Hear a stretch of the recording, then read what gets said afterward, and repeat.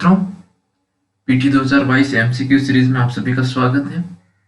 इस सीरीज में आज हम पॉलिटी से संबंधित कुछ महत्वपूर्ण क्वेश्चन करेंगे। उसमें पहला क्वेश्चन ये है, भारतीय नागरिकता से संबंधित है और इसमें ये बताया गया है कि भारतीय नागरिक ने 2015 में अपनी नागरिकता को परित्याग कर दिया। उस टाइम उसका लड़का 10 वर्ष का था। तो वो लड़का अब कौन से मूल अधिकारों का हकदार है? तो दोस्तों, आप सबको पता होगा कि यदि कोई नागरिक नागरिकता को परित्याग करता है तो उसका नाबालिग अगर पुत्र होता है तो उसकी नागरिकता भी ऑटोमेटिक परित्याग हो जाती है, वो विदेशी नागरिक बन जाता है। और साथ में आपको पता होगा कि हमारे मूल अधिकार हैं, वो कुछ मूल अधिकार सिर्फ नागरिकों को है और कुछ मूल अधिकार नागरिकों के साथ साथ में विदेशी नागरिकों को भी है। इस हिसाब से हम इस प्रश्न का सही उत्तर खोजने की कोशिश करेंगे। दोस्तों, मैं आपको बता देता हूं, मूल अधिकार 15, 16, 19, 29 और 30 ये 5 मूल अधिकार हैं। ये सिर्फ नागरिकों को दिए गए। तो इस हिसाब से जो हमारा पहला ऑप्शन है निजता का अधिकार, जो आर्टिकल 21 के तहत मिला हुआ है, वो भारतीय नागरिकों और विदेशी नागरिकों दोनों को है। तो ये ऑप्शन सही हो गया। गिरफ्तारी और निरोध से संरक्षण, ये भी भारतीय नागरिकों के साथ साथ विदेशी नागरिकों को भी उपलब्ध है।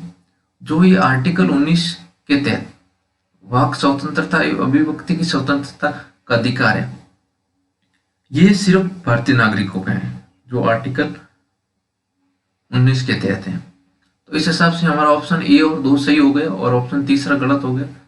तो इस क्वेश्चन का सही आंसर सी होगा।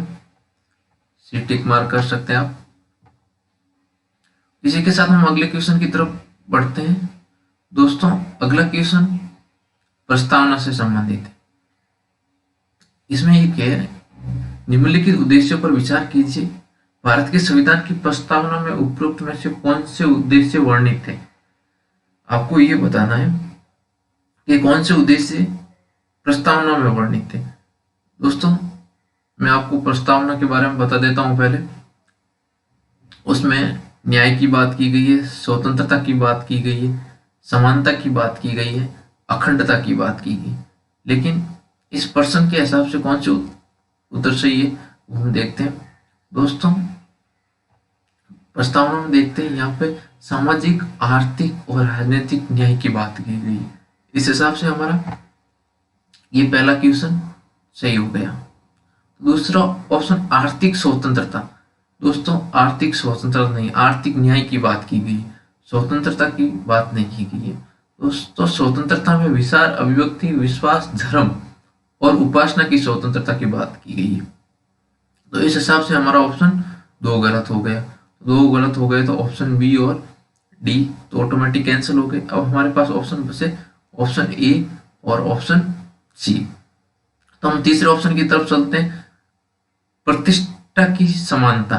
तो समानता 2 तरह की है, प्रतिष्ठा और अवसर की समानता की बात हमारे प्रस्तावना में की गई है। इस हिसाब से हमारा ऑप्शन तीसरा भी सही है। और चौथा, राष्ट्र की एकता और अखंडता, ये भी हमारे प्रस्तावना में बात कही गई है।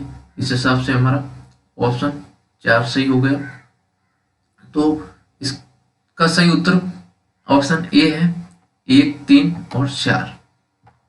तो आप टिक मार। तीसरे क्वेश्चन पर विचार करते हैं। तीसरा क्वेश्चन राष्ट्रपति शासन के संदर्भ में है। इसमें ये कहा गया, संविधान के अनुच्छेद 356 के तहत राष्ट्रपति शासन के संदर्भ में निम्नलिखित कथनों पर विचार कीजिए।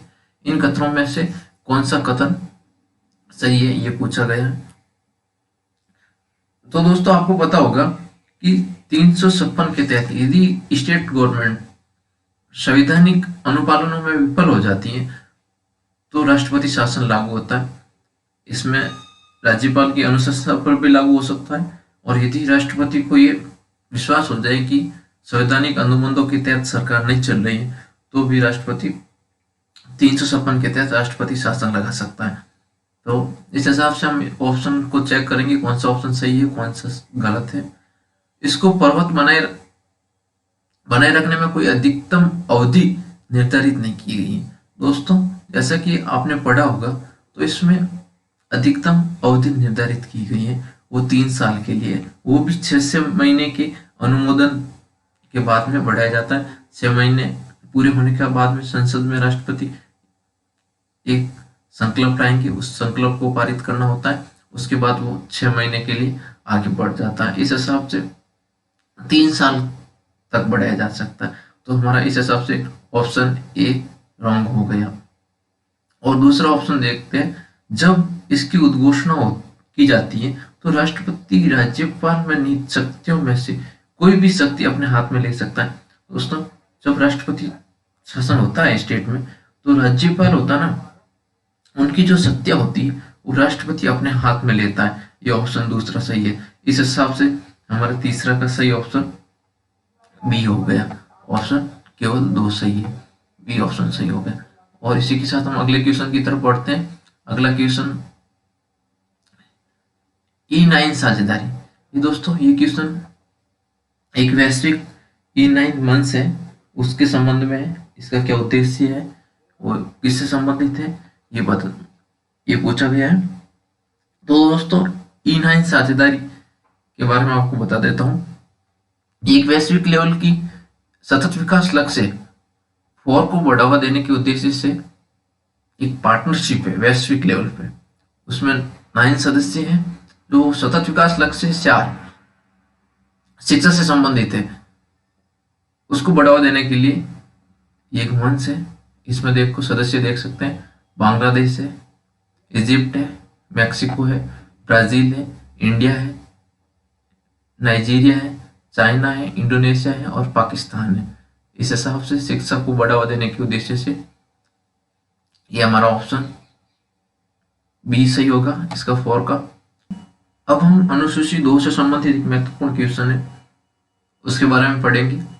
जो अनुसूची 2 में परिउपलब्धियां, भत्ते और विशेषाधिकार की बात की, वो किन किन को दिए गए हैं, उनका उल्लेख जो अनुसूची 2 में है उसके बारे में पूछा गया। तो इसमें हमारा ऑप्शन पहला है भारत के महानियंत्रक एवं महालेखा परीक्षक, तो ये ऑप्शन हमारा सही हो गया। उच्च न्यायालयों के न्यायाधीशों से संबंध में, ये भी हमारा ऑप्शन सही हो गया। और संसद के सदस्यों से, तो दोस्तों अनुसूची 2 में संसद के सदस्यों का उल्लेख नहीं है, साथ ही में लोक सेवा आयोग के सदस्यों का भी उल्लेख नहीं है। इस हिसाब से हमारा ऑप्शन ये सही हो गया, केवल 1 और 2। दोस्तों आप अनुसूची 2 के बारे में देख लीजिए, आपको बता देता हूँ। देखो भारत के राष्ट्रपति, राज्यों के राज्यपाल, लोकसभा के अध्यक्ष और उपाध्यक्ष, राज्यसभा के सभापति और उपसभापति, राज्य की विधानसभा के अध्यक्ष और उपाध्यक्ष, राज्यों की विधान परिषद के सभापति और उपसभापति, उच्च न्यायालयों के न्यायाधीश, न्यायालयों के न्यायाधीश, उच्चतम न्यायालयों के न्यायाधीश और भारत के नियंत्रण एवं महालेखा परीक्षक। तो इस हिसाब से हमारा ऑप्शन ये सही हो गया। ट्यूशन नीति निर्देशक तत्व और उनको आधार रख के बनेगी विधियों के संबंध में है। स्वतंत्रता के उपरांत संविधान के भाग 4 के तहत जो निर्देशक तत्वों को प्रभावित करने के लिए राज्य द्वारा अनेक विधियां निर्मित की गई है। इस संदर्भ में निम्नलिखित कथनों पर विचार कीजिए, उपरोक्त कथनों में से कौन सा कथन सही है। दोस्तों विधि को नीति निर्देशक तत्वों के अनुच्छेद के साथ मिलान करना है, कौन से अनुच्छेद को कौन सी विधि प्रभावी बनाती है। तो इस संदर्भ में वन्य जीव संरक्षण एक्ट और वन संरक्षण एक्ट है, वो अनुच्छेद 50 को ना होकर 48A को प्रभावित बनाते हैं। इस हिसाब से हमारा ऑप्शन एक गलत हो गया। हम दूसरे ऑप्शन की तरफ बढ़ते हैं। खाद्य और ग्राम उद्योग बोर्ड अनुच्छेद 43 को प्रभावी बनाता है। तो दोस्तों अनुच्छेद 43 उद्योग से संबंधित है, इस हिसाब से ये हमारा ऑप्शन 2 सही हो गया। ऑप्शन 3 है 73वां संविधान संशोधन अधिनियम अनुच्छेद 40 को प्रभावी बनाता है। दोस्तों आपको पता होगा अनुच्छेद 40 पंचायतों के संबंध में प्रावधान करता है और जो 73वां संविधान संशोधन है वो भी पंचायतों के संबंध में। इस हिसाब से हमारा ऑप्शन 2 और 3 सही हो गया और इस क्वेश्चन का आंसर सी है, केवल 2 और 3। ठीक है, इसी के साथ ये श्रृंखला हमारी समाप्त होती है। साथ ही में वीडियो को लाइक करें, शेयर करें और चैनल को सब्सक्राइब करें। Thank you very much.